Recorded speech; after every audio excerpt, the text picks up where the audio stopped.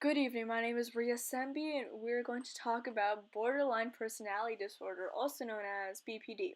It's a serious mood disorder characterized by ongoing instability of self image, behavior like substance abuse, and mood. People with BPD have ongoing instability. They could have a pattern of unstable relationships with friends or family.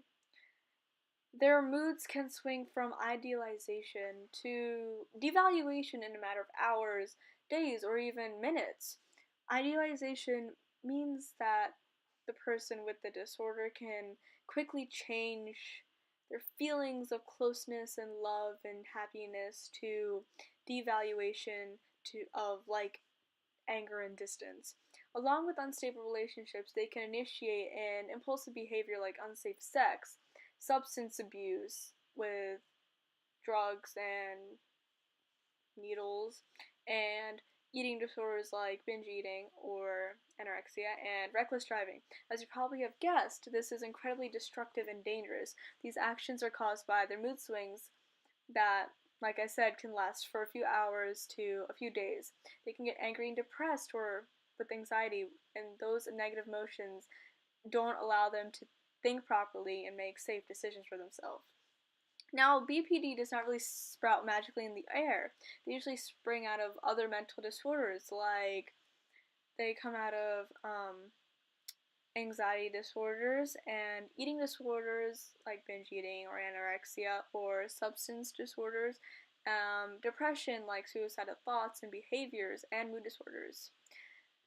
Now, BPD doesn't really have a clear cut of where it comes from. So there's environmental causes like neglect as a child that can impulse these behaviors, or PTSD that can traumatize people. And then there's also genetics from past family members that kind of link to you having it, but there is not really a clear cut. Like, this is why you have borderline personality disorder. People with this disorder aren't hopeless. They can get help and cope with it. Like, one type is dialectical behavioral therapy, which helps with identifying unhealthy thoughts, beliefs, and assumptions. They can help you in different ways with solving problems like relationship problems and mood swings.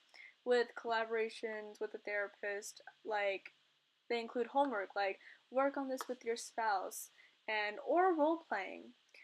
Cognitive behavioral therapy, or CBT, is similar to DBT, but this is more on changing patterns and finding new strategies with dealing with these intense emotions and relationships. This is really good for finding new ways to cope.